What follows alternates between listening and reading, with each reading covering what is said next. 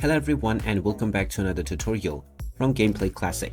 Today I'm going to show you how you can upgrade your cards on the Marvel Snap game. So let's get started right away. First of all, open up Marvel Snap on your smartphone, and once you are taken into the home page, if you wish to upgrade any of your cards, just tap on Collections at the bottom section. This will then show you all of your cards that you own. Now, whenever an upgrade is available on any card, you will see a green animation which points upwards. This means that this card can now be upgraded. Just tap on this card and then tap on the upgrade icon alongside Make Me a Deck. You can now use your resources that you have in order to upgrade this card right away.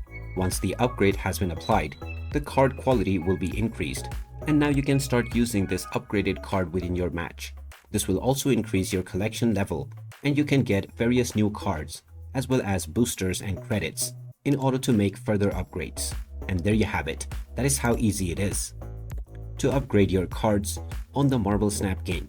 If you find this video helpful, don't forget to hit that like button and subscribe to our channel for more useful tips and tutorials. Thanks for watching, and I'll see you again in the next one.